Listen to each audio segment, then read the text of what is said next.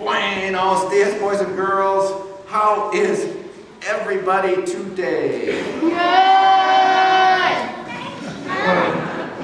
Hola, niños. You look marvelous this morning. Simply marvelous. Good morning, Methodists. What in the world are you doing, Lorenzo?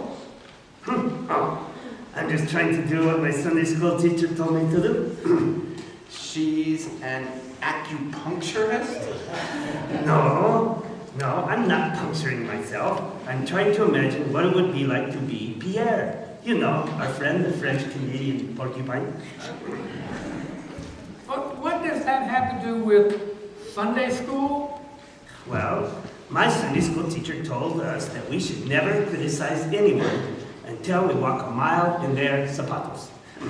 In their shoes, but those are quills. Oh, shoes, quills, whatever. The point is, and I do mean point, that you can't really understand anyone or anyone else unless you really try to inhabit their world. Well, I'm trying, Lorenzo, but I'm never quite sure what world you live in. Anyway, I got mad at Pierre last Sunday, right before I was about to text him a great big frowny face. And I decided not to, and I decided to try to see things from his point of view first.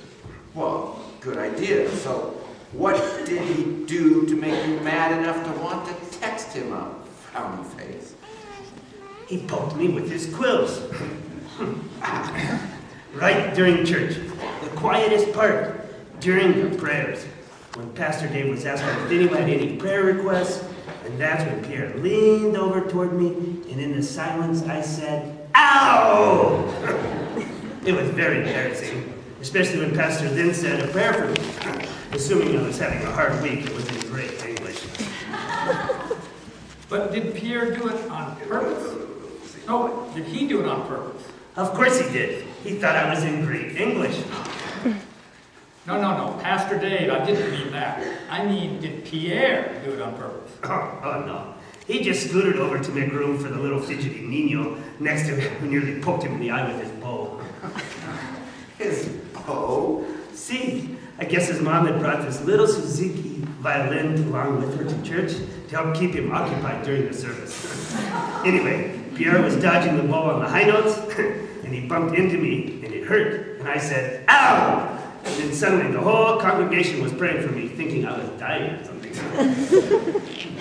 So, then what happened?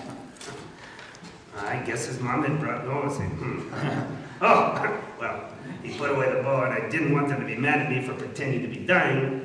And so I suddenly found myself piping up, asking for prayers, because I was dying. But why in the world would you say that? I don't know. So they wouldn't be mad at me for pretending, even though I wasn't pretending until I said that, and it was all Pierre's fault anyway. Which is why I was mad at him, even though he didn't mean it. Like I said, it was a very bad day. And so, now you're spending the day wearing porcupine spines? Yep. I thought it was the least I could do. Ouch! See? It's working.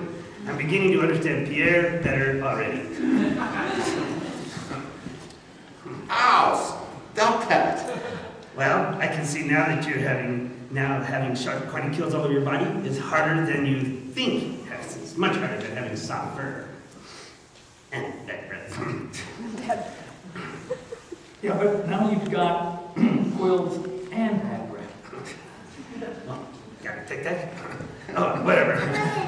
I'm so considering Pierre that text.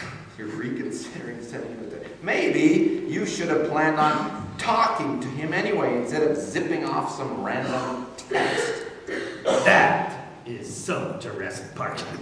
Texting is what we, people in my generation, do to communicate our deepest emotions. Here.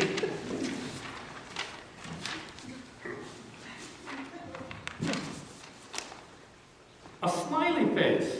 See, it means thanks for taking time to talk to me this morning, and letting me share my story.